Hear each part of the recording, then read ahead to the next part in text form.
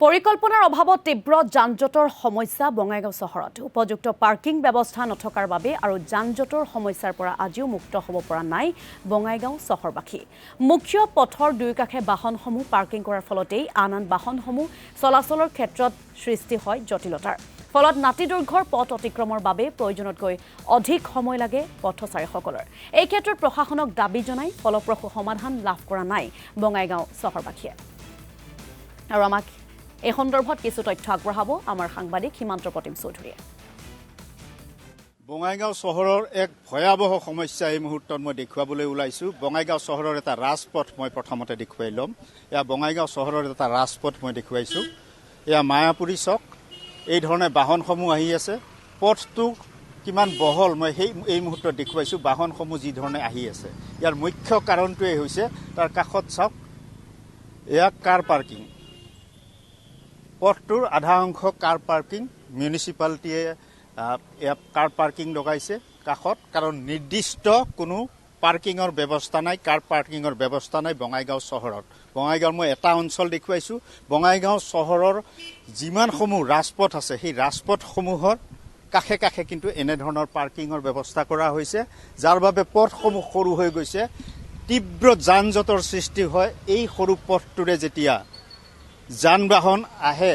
কিমান যানজঁট হ'ব পাৰে সেই কথা সহজে অনুমান কৰিব পাৰি এই মুহূৰ্তত মই দেখুৱাইছোঁ এই সৰু পথটোৰে এখন বাহন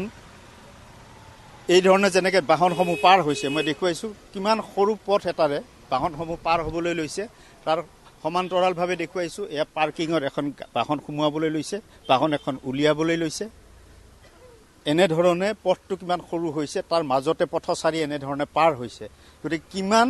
বৃহৎ এক সমস্যা মই আনফালে দেখুৱাবলৈ যত্ন কৰিম ইটো ছাইড দেখুৱাবলৈ যত্ন কৰিম এখন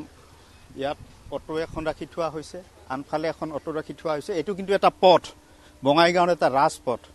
তাৰ আধা অংশ সম্পূৰ্ণ আধা অংশ কিন্তু বন্ধ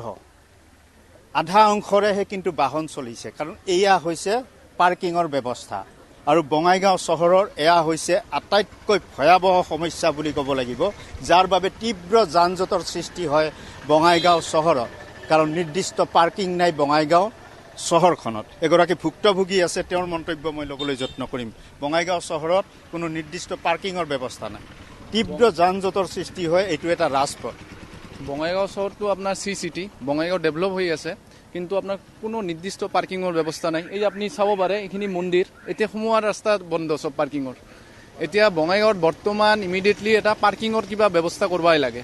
বঙাইগাঁৱত পাৰ্কিং নোহোৱাৰ কাৰণে কাইবা যদি এতিয়া ধৰক আপোনাৰ শ্ৰীকাৰ্ণী আছে বা SBIত আহে সিহঁতে পাৰ্কিং কৰিব লাগে সেই বহুত আগতে পাব্লিকৰ বহুত অসুবিধা হয় এইটোত ষ্টেট বেংকৰো নিজস্ব পাৰ্কিঙৰ ব্যৱস্থা নাই তেওঁ ষ্টেট বেংকৰ বাহনসমূহো কিন্তু এই ওপৰতে থাকে ৰাস্তাৰ ওপৰতে থাকে ষ্টেট বেংকৰ